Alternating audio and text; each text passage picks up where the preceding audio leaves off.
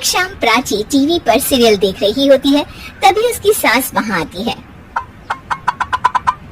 अरे सीरियल में तो ऐसे मग्न है जैसे आज रात का खाना पड़ोसी आकर बनाएंगे। मुझे पता ही नहीं था आपने अपने बेटे की शादी पड़ोस में भी की हुई है। मतलब? मतलब इस घर में सारा काम बहू ही करती है, आप तो सिर्फ खर्राटे मारती हैं। अच्छा जी, फिलहाल तो तुम आराम फरमा रही हो, चलो जाओ, ये मेरे टीवी देखने का समय है। इसलिए मुझे भगाया जा रहा है। सॉरी, अब तो बिल्कुल नहीं जाऊंगी। प्राची की इस बात पर दोनों सास बहू के बीच टीवी रिमोट के पीछे बच्चों जैसे छीना झपटी शुरू हो जाती है, जिसके बीच श्लोक भी काम से घर वापस आ जाता है। आज मेरी चूहे बिल्ली की जोड़ी किस बात पर झगड़ रही है? अरे तेरे बीवी मुझे टीवी ही नहीं देखने दे रही। अरे तुम्हारी मम्मी मुझे खाना बनाने के लिए फोर्स कर रही है। अरे वाह, ऐसे बेतुके रीजन पर तो बच्चे भी झगड़ा नहीं करते। अरे मुझे कुछ मत बोल, सब इसने ही शुरू किया है। हाँ, जैसे आप तो बहुत दूध की धूली है ना। अरे बस, दोनों चुप। प्राची जाओ, खाने की तैयारी करो। और माँ तो छोड़ो, तुम्हें क्या बोलूं, शांति से अपना सीरियल देखो, मुझे दोबारा लड़ने की आवाज सुनाई नहीं देनी चाहिए। ऐसा बोलकर श्लोक वहाँ से चला जाता है, जिसके पीछे पीछे प्राची भी कुछ न कुछ बड़बड़ाते हुए रसोई में चली जाती है।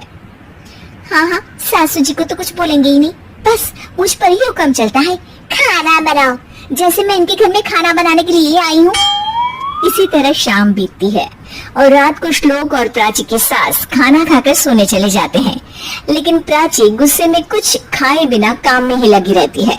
इस घर में किसी को घंटा फिक्र नहीं पड़ता, मैं खाऊं या भूखी रहूं। प्राची कुछ देर के लिए रसोई से बाहर जाती है और जैसे ही वापस आती है तो वहाँ दूध का भरा ग्लास देखकर हैरान रह जाती है। फिक्र पूरी है, बस दिखाना नहीं है। प्राची दूध पीकर सोने चली जाती है और अगली सुबह एक बार फिर सास बहू का कार्टून नेटवर्क स्टार्ट हो जाता है। ये तुमने ही किया है। अरे अजीब जबरदस्ती है, मैं बोल रही हूँ मैंने कुछ नहीं किया। दोनों ने मिलकर पूरे घर को पागल खाना बनाया हुआ है। यहाँ कोई नॉर्मल इंसान तो रह ही नहीं सकता, इसीलिए अब पड़ोसी क्या रिश्तेदार भी घर आने से कतराते हैं। और सुन बेटे, तू भी चंगा, तेरी माँ भी चंगी, तेरी बीवी भी चंगी, रिश्तेदार। हाँ जी, आपको नहीं पता क्या, गंगाधर ही शक्तिमान है, रिश्तेदार ही। हाँ, बस समझ गया। कभी जानवरों जैसे लड़ेंगी तो कभी जुगलबंदी करेंगी। भाई मैं आप दोनों के बीच में नहीं फंसना चाहता। सास बहू की इस मनमौजी जोड़ी से परेशान होकर श्लोक अपना सिर खुजलाता वहाँ से चला जाता है। चलो अब मैं भी कीर्तन में जा रही हूँ। इस पर जैसे ही सास कमरे में अपना पर्स लेने जाती है तो वहाँ नाश्ते की प्लेट रखी देख मुस्कुराने लगती है और नाश्ता करके घर से बाहर निकलते हुए कुछ पैसे टेबल पर रख जाती है, जिसके कुछ देर बाद सिलेंडर वाला घर आता है। ओ मोरी मैया, मैं सिलेंडर के बारे में तो बिल्कुल भूल ही गई थी। घर खर्च के सारे पैसे भी मम्मी के पास है और श्लोक से बोला तो उल्टा 4 बात सुनाएंगे।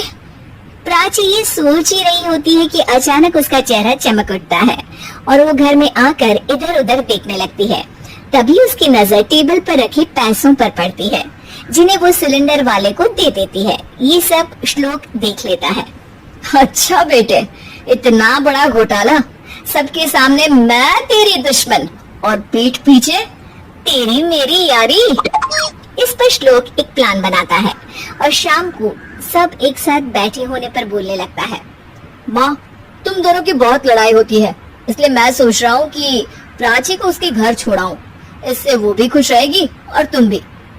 अचानक श्लोक की ये बात सुनकर सास बहू शौक से उसकी तरफ देखती है। अरे ऐसे कैसे घर छोड़ाओगे, मुझे कहीं नहीं जाना। अरे तुमने बोला नहीं पर मैंने सुन लिया, तुम्हें मम्मी के साथ रहना अच्छा नहीं लगता, मुझे पता है। अरे वो अरे, जब बहू खुद कुछ काम बोले तो वो तुझे सुनता नहीं, और अब जो इसने बोला ही नहीं वो तो समझ गया। जब उसे नहीं जाना तो फिर जबरदस्ती क्यों कर रहा है? अच्छा, फिर आपको मौसी के घर छोड़ाता हूँ, बस अब आप दोनों एक घर में एक छत के नीचे नहीं रह सकती। मैं इस टॉम एंड जेरी की जोड़ी को और नहीं झेल सकता। है? ऐसे कैसे नहीं रह सकते? तुम्हें इतनी दिक्कत है तो तुम्हारा बोरिया बिस्तर पैक कर देती हूँ, लेकिन मम्मी जी कहीं नहीं जाएंगी। बिल्कुल यही सुनना था मुझे। अगर दोनों में इतना ही प्यार है, फिर हर वक्त ये लड़ाई का नाटक क्यों करती हो? देखा मैंने कैसे माँ किचन में दूध रखती है और तुम उनके लिए कमरे में नाश्ता रखती हो, और कैसे वो पहले ही तुम्हारी दिक्कत समझकर घर में पैसे रखकर बाहर जाती है। अरे भाई, इतना ड्रामा तो डेली सोप में भी नहीं होता जितना तुम दोनों ने इस घर में फैलाया हुआ है। तू हमें टॉम एंड जेरी बोलता है ना, तो याद कर वो दोनों भी एक दूसरे को बाहर वालों की बुरी नजर से बचाने के लिए हमेशा सबके सामने लड़ते थे, लेकिन अकेले में दिक्कत के समय मदद भी तो करते थे। बस हमारा रिश्ता भी कुछ ऐसा ही है। और वैसे भी अगर सास बहू में तू मैं नहीं होती तो दुनिया वालों को कहानियां कैसे मिलेंगी?